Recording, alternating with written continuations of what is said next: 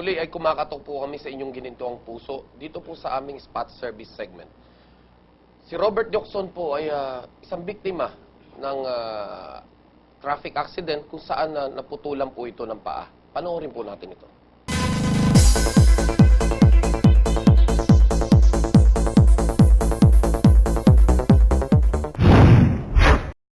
Hindi akalain ng 32 taong gulang na si Dwight Roberto Diokson na sa isang aksidente ay tuluyan ng magbabago ang kanyang buhay.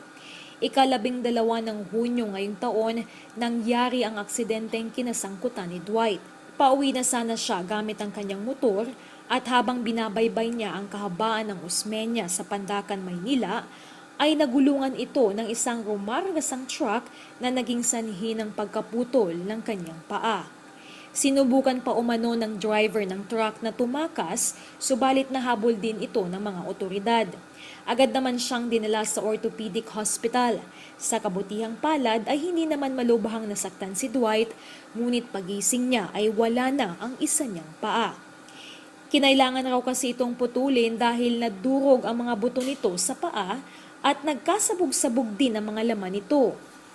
Kasi nangyari, bali ma'am, yung sa paa ko ma'am, sumabog na yung laman. Talagang sabog. Yung kung ano ma'am na nagsabugan na lang, na pisat na ma'am, gano'n. Yung doon na kagad nasabi sa unang tingin ng doktor ma'am na kailangan putulin. Ayon kay Dwight, wala namang kaso sa kanya kung mawalan man siya ng isang paa, subalit ang pinangangambahan niya ay ang posibilidad na baka hindi na ito makapagtrabaho pang muli dahil sa kanyang kalagayan. OFW ang asawa ni Dwight, di rin naman daw ganun kalaki ang sinasahod ng kanyang asawa, ngunit sapat na daw ito para matustusan ang pangangailangan ng dalawa niyang anak. Pagkatapos ng aksidente ay unti-unting nabaon sa utang si Dwight para may maipangbayad lamang ito sa ospital. Sa kabila ng sinapit ay humugot na lang siya ng lakas para sa kanyang pamilya. Umaasang isang araw ay malalampasan din niya ang tila madilim na bahagi ng kanyang buhay. Tinago ko na lang yung bigat ng pakiramdam na yun kasi hindi, ang inisip ko lang ma'am, maswerte pa ako't buhay. Nandiyan pa rin ang anak ko, pamilya ko, kailangan kong lumakas para sa kanila. May partong nalulungkot ma'am, may partong pinapalakas ko na lang ang loob ko. Iniisip ko na lang na hindi naman dyan nagtatapos lang yan. Awa ng Diyos ma'am, hindi naman tayo nawawalan ng pag-asa. Yun na lang ang iniisip ko, pag-asa mo. Sa ngayon ay tatay ni Dwight ang umaalalay at nag-aalaga sa kanya araw-araw. Aminado si Mang Adrian na sa una ay nahirapan siyang makita ang kondisyon ng kanyang anak. Alam mo, nung una, hindi ko talaga maano yan eh. Nung una makita ko siya sa ospital, inaano ko na sana hindi mangyaring gano'n na magkaroon ng amputation tulad ng sinasabi ng doktor. Nung kinabukasan pagbalik ko sa ospital na makita ko na sa bed siya nakahiga. Kasi nag-ano siya nun, recovery room dahil sa amputation. Yun, medyo na ako, nanghihina na ako na makita. Kasi mahirap din niya, makita mo na wala na yung yung paa niya. Hindi mo man inaasahan. Ang hiling na lang ni Dwight ay magkaroon ito ng artificial leg upang muli itong makalakad. At kahit papaano ay muling maging normal ang kanyang pamumuhay. Nasa sitwasyon pa po kami pagkakautang, wala na rin po akong income dahil nahinto na po ako sa trabaho. Kaya, ma'am, umaasa na magkaroon ng Sakaling nagkaroon ka ng sinasabing artificial leg, mababalik ka ba sa normal, makakapagtrabaho ka?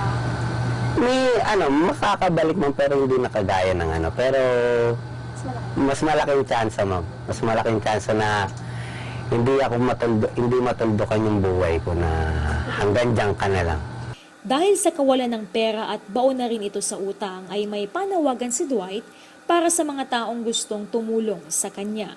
Ako po si Dwight Diokson, nananawagan po sa kung sino man pong makatulong na makaraos lang po ako ng magkaroon ng prosthesis leg. Sana po mabigyan tulong niyo po ako dahil sa kondisyon ko po ngayon. Hirap at baon na sa utang, kaya sana po may matulungan niyo po ako sa aking para may magtulong pa sa anak ko, sa pamilya ko po. Yun lang po, maraming salamat. Sa tingin ko, kasama Benny, yung nakita nating sitwasyon, ang putol below the knee. So, Okay.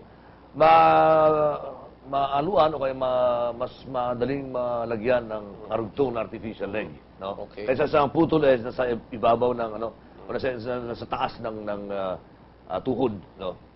So, para doon sa mga kababayan natin na may ginito ang puso, na handang tumulong, maaari lang po na magdeposito sa Ahon Pamilyang Lansangan Foundation Incorporated. Ang East West Bank account number po ay 6902-008-428. Maaari din po makipag-ugnayan kay Mrs. Bernadette Mirano. Telepono 536-6916. Alam mo, itong pasyenteng ito ay tinutulungan nga ng Ahon Pamilyang Lansangan Foundation. Pero isa lang mo may papangako natin sa ating mga viewers, kahit ano mangyari, hindi po lalagpas ang buwan na ito. Alam mo, Bernatasi tayo. Oo nga Kung pala, kaya't, oo. palapit na naman ang Pasko. Kung kaya't ang idinudulot po ng Ahon Pamilyang Lansangan Foundation, and at the same time, ang hotspot, ang on the spot, and of course, ang ating spot service, kaligayahan na sa mga tao. Ipinapangako po natin na hindi lalagpas ang buwan na ito. Magkakaroon ka ng prosthetic leg. Maagang pamasko. Maagang pamasko Wala yan. sa hotspot. At bilang isa pang pamasko, inahalukay na po natin ang kasong ito. Nakita po natin dito na merong hangki-pangki na nangyayari sa investigasyon, no? Dahil lang dinig po natin dito, ang sumagasan truck sa kanya, merong hatak-hatak na pampcrete. Yung ginagamit sa pagbigay ng semento sa mga construction, no? Pambuhos. Pambuhos, no? At ito ay pag-aari ng kumpanyang DMCI. Yung DM Consunhi. Okay? Ito po ay hinuhukay na po natin ngayon tungkol po sa nakita nating hindi maayos na handling ng Manila Police District. Kaya abangan po natin ito sa ating on the spot.